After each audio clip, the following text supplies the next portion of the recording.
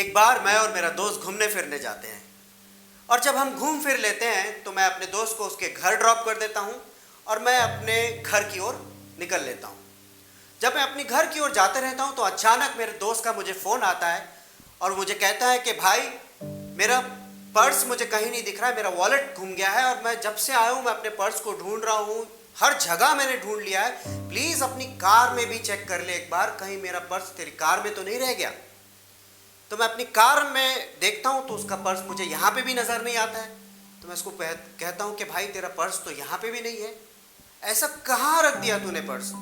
तो कहता है पता नहीं यार, मैं बहुत परेशान हूँ, मुझे बहुत गुस्सा आ रहा है, मुझे बहुत एंग्जाइटी हो रही है, मुझे बहुत चिड़चिड़ लग रहा है और मुझे ऐसा लग रहा है कि यार वो अब मैं क्या करूँगा, मेरा पर्स नहीं मिल रहा है मुझे।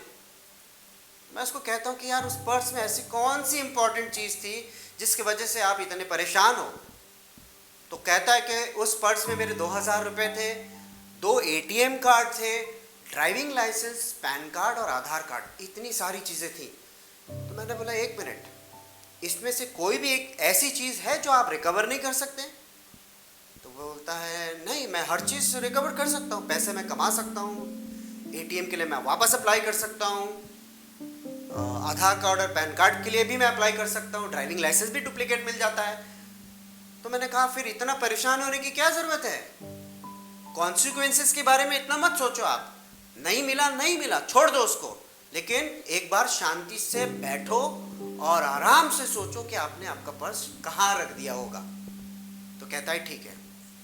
मैं फ़ोन कट करता हूँ, मैं अपने घर की ओर वापस आगे गाड़ी बढ़ाता हूँ और थोड़ी देर बाद वापस मेरे दोस्त का मुझे फ़ोन आता है और कहता है कि यार पर्स मिल गया। मैंने बोला कैसे मिला? तो बोलता है यार आपने कहा था ना कि एक बार शांति से बैठ जाओ और सोचो कि पर्स कहाँ गया होगा। तो जब मैं शांति से बैठ गया और सोचा कि मैं जब घर आया तो मैं कहाँ कहाँ गया था, तो मुझे ध्यान आया कि मैं आते सहित अपने बेडरूम में गया था और मैं बेड पे बैठा था और हो सकता है कि मेरा जो पर्स है मेरे पैंट के जेब से खिसक गया होगा और वो शायद कहीं बेड के साइड में चला गया होगा। और बिल्कुल एग्जैक्टली ऐसा हुआ, मुझे मेरा पर्स जो है वो बेड के साइड में पड़ा हुआ मिला। मैंने बोला मित्र, आपको आपका पर्स कब मिला? जब आप परेशान हो रहे थे तब आपको आपका पर्स मिला, या जब आप शांति से एक जगह बैठ गए थे और सोचे कि आपने आपका पर्स कहाँ रख दिया होगा या आपका पर्स कहाँ गुम गया होगा? एग्जैक्टली ऐसे ही हमारी ज़िंदगी में ऑलमोस्ट हर रोज़ होता है। कभी हमारी चाबी गुम जाती है, कभी हमारे बुक्स हमें नहीं मिलते, कभी हमारे कपड़े हमें नज़र नहीं आते और हम लोग परेशान होके, फ्रस्ट्रेट होके चिड़चिड़ करते हैं, गुस्सा करते हैं, एंगर में आते हैं और हमारा बिहेवियर कंप्लीटली चेंज हो जाता है। ऐसा क्यों होता है मैं आपको बताता हूँ। ओवर थिंकिंग की वजह से। मेरे दोस्त ने भी ऐसे ही किया, उसने ओवर थिंकिंग किया, उसने ना एक्चुअली कॉन्सिक्वेंसेस सोच लिए थे कि अगर पर्स नहीं मिलेगा तो क्या होगा। वो ये भूल गया था कि अगर पर्स नहीं मिला तो क्या हुआ, दूसरा पर्स ले लेंगे, पैसे फिर से कमा लेंगे, लाइसेंस फिर से अप्लाई कर लेंगे, ATM कार्ड फिर से मिल सकता है, हर चीज़ रिकवरेबल है।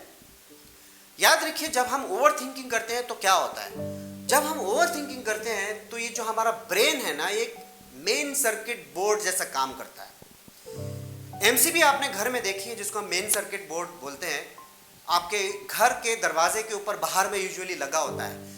वो इसलिए होता है वो मेन सर्किट बोर्ड स्विच, ताकि अगर आपके घर में कहीं ओवर करंट फ्लो हो या शॉर्ट सर्किट हो तो आपके अप्लायंसेस ना जलें, वो ट्रिप हो जाता है, वो आपके अप्लायंसेस को, जैसे टीवी, फ्रिज, वॉशिंग मशीन, ये अप्लायंसेस को वो बचाता है। जब वो ट्रिप होता है तो अप्लायंसेस काम करना बंद कर देते हैं। वैसे ही ओवर थिंकिंग के वजह से जब ब्रेन ट्रिप होता है तो हमारा बिहेवियर चेंज होता है, हम दिमाग से काम करना बंद कर देते हैं। हम उस तरीके से बिहेव करते हैं जैसे एक बलून को अगर आपने फुलाया और उसमें गांठ नहीं बांधी और अचानक वो छूट जाता है तो कैसे उड़ता है, करके इधर उधर चले जाता है। बिल्कुल एग्जैक्टली हम वैसे ही बिहेव करते हैं जब हम ओवर थिंकिंग करते हैं। इसका एक तरीका मैं आज आपको सिखा देता हूँ। अब कभी अगर आपकी ज़िंदगी में ऐसे कुछ सिचुएशन आए तो इस फॉर्मूले को ज़रूर इस्तेमाल करें।